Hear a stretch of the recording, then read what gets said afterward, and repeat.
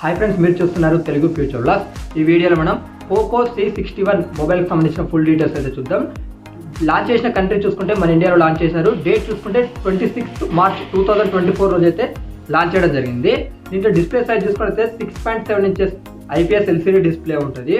దీంట్లో 500 nit peak brightness levels ఉంటాయి. 90 Hz display refresh rate ఉంటుంది.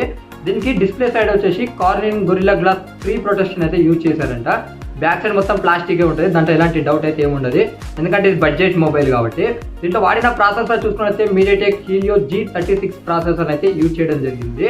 దీంట్లో ర్యామ్ చూసుకున్నట్లయితే 4GB 6GB ర్యామ్ ఉంటాయి, 64GB అలాగే 128GB అయితే స్టోరేజ్ ఉంటుంది. వర్చువల్గా దీనికి 6GB ర్యామ్ని అయితే యాడ్ చేసుకోవచ్చు. Micro SD card slot support అయితే ఉందన్నమాట, అంటే మీరు 2 సిమ్స్ ఒక మైక్రో SD కార్డ్ని అయితే పెట్టుకోవచ్చు. బ్యాటరీ చూసుకున్నట్లయితే 5000 mAh బ్యాటరీ ఉంటుంది. 10 వాట్స్ ఛార్జింగ్కి ఈ మొబైల్ సపోర్ట్ చేస్తుంది. ఇక ఫ్రంట్ సైడ్ చూసుకున్నట్లయితే 5 మెగాపిక్సెల్ ఉంటుంది, బ్యాక్ సైడ్ వచ్చేసి 8 మెగాపిక్సెల్ ఉంటుంది. ఈ మొబైల్కి side facing finger print censor ఉంటుంది. Android 14తో వస్తుంది. పెద్దగా ఈ మొబైల్ గురించి అయితే ఏం మనం చెప్పుకొని గుడి ఏం లేదనమాట. ఇది బడ్జెట్ మొబైల్ అంటే ఇవే వాళ్ళు రివీల్ చేశారు. ఇంపార్టెంట్ దీని థిక్నెస్ అంటే, లేకపోతే ఇక మిగతా అప్డేట్స్ అయితే వీళ్ళు ఏం చెప్పలేదు.